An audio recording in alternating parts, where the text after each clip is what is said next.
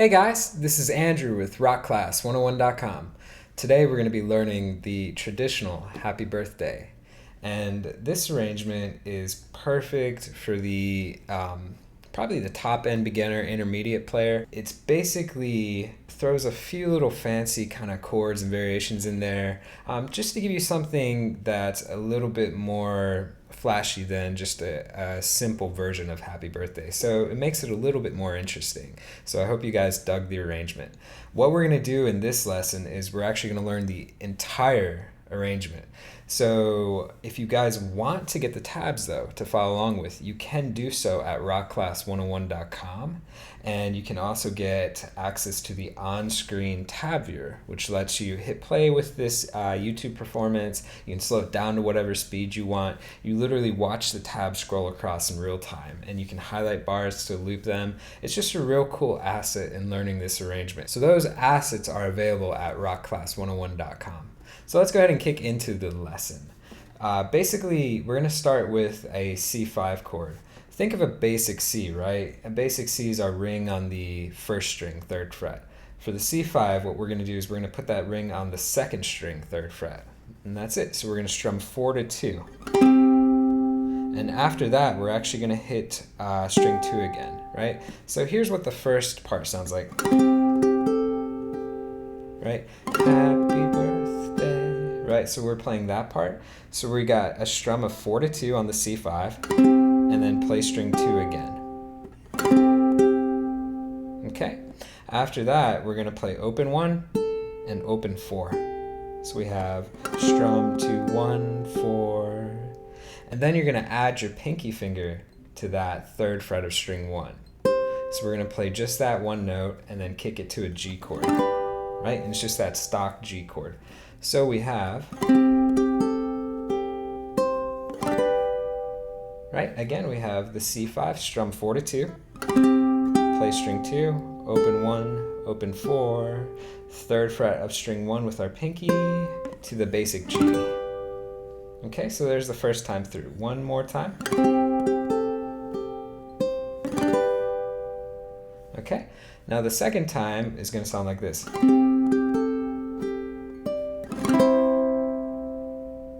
Okay, so it starts the same, right? We've got C5, 4 to 2, playing string 2, open 1, open 4.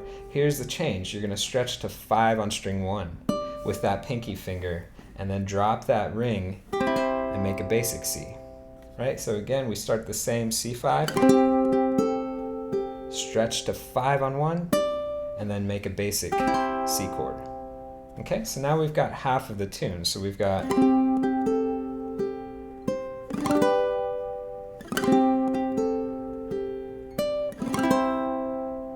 okay, here's where it starts to get a little bit more interesting, right? So those are all pretty basic shapes and chords. Now we're going to jump up the neck. We're going to play an F major with an added 9. So that 9 gives it a little bit of a coloring, right? But it's also the melody note. So let's take a listen to it.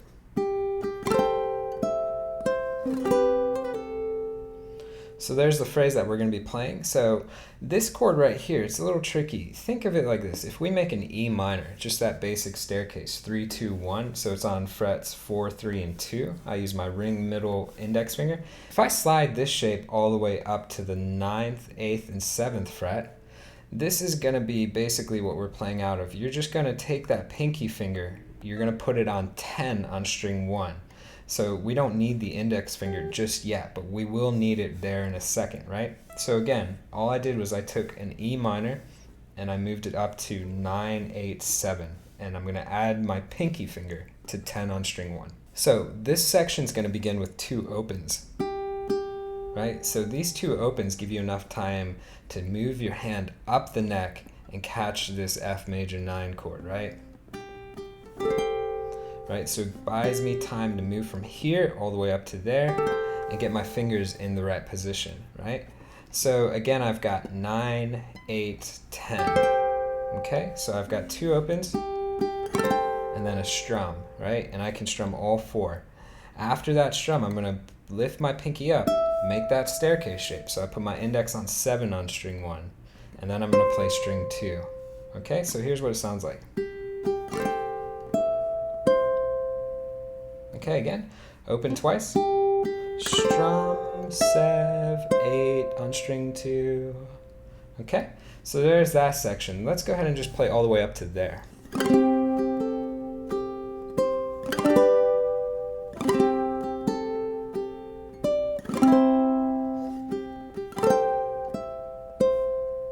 Okay, so that's how far we're at. Now the next section has some tricky technique, but I'm going to give you guys an option on how to play it easier too. So we're going to basically lift that ring finger up. You see you have 8 and 7, right? All I'm going to do is I'm going to drop these 2 fingers to 3 and 2, right? So they stay in the same frets, right? I'm just moving it down. So basically what we're playing is a G chord, right? We're just not using the 3rd string at all. So here's what this little lick sounds like. So it's a quick little hammer-on pull-off, right? So what I'm doing is I'm going to pluck strings 1 and 2, which again is fret 3 and fret 2. So the bottom 2 strings, pluck that, take my ring, hammer on to 3 on string 1, pull off to 2, and then lift my index, right? But I'm pulling off at the same time. Right, so it's a double pull-off. So I got a hammer on, pluck, hammer on, and then pull off again. Sounds like that. But the timing for it is ba da da da. Right, so it's real quick. Da da da da. If we slow it down, right? So it's just a little tricky technique. If you want to make it easier, all you have to do is this: you pluck 3 and 2, and then just lift your index finger and play string 1, right? So if I tie that section easy way, it sounds like this.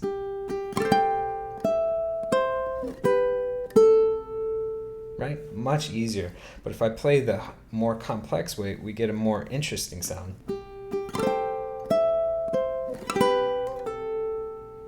Right? So it's up to you guys on which one you want to do, the easier one or the harder one.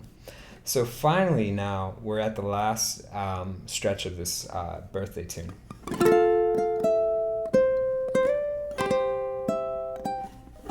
Right, so basically just our ending.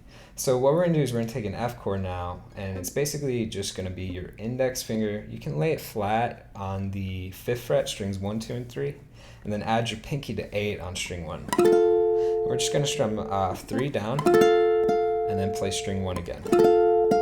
And then 7, using your ring finger on string 1.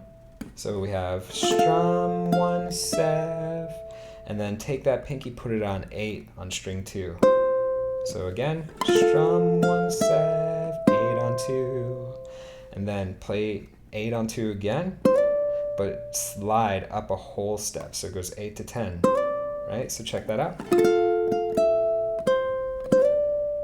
Okay, and that sets you up for our last part, which highlights a C chord. So what we've got is our index finger on 7 on string 3, middle finger on 8 on string 2. We're going to strum 4 to 2. The 4th string is open. Okay?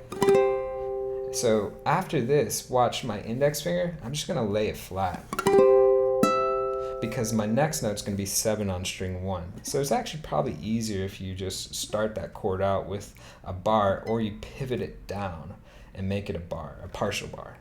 So I have strumming 4 to 2, pivot it down, play 7 on 1. And then take my pinky, 10 on 1, and then I finally got my last chord, which is a higher voicing of C. So again, we have open 4, index on 7 on 3, middle on 8 on 2. I'm going to strum 4 to 2, pivot this down to bar it, play 7 on 1, then 10 on 1 with my pinky, and then finally I'm going to do a partial bar up here. I'm going to lay flat with my index on the 12th fret, strings 1, 2, and 3, and then take my pinky, put it on 15 on 1. And I can actually play 4 open. Right, so I'm just going to hit all 4. And that'd be my last chord. So it's just a higher voicing of your basic C. So if you're playing on a soprano and you can't reach that high, all you have to do is play the basic C, end it on that one instead of the octave up. Alright guys, and that's basically how to play this complete arrangement. Break it down into sections, learn it sections at a time, right? So you start with just the first one. Right, right? There's the first section, then take the next one, right? Get that one down, then take the third one, right? And then finally the fourth one. Or we could even break it into 5. Right, that sounds pretty good. So work on one section at a time and master it, like really nail it and get it down before you try and play the entire tune. So I hope you guys enjoyed this lesson. Again, if you want to get the complete tabs to follow along with, you can do so at rockclass101.com, and access to that on-screen tab viewer, which literally lets you hit play while you watch the tab scroll across in real time. Just a cool asset in learning this song that much quicker. All of that is at rockclass101.com. Thanks, and I'll see you in our next lesson.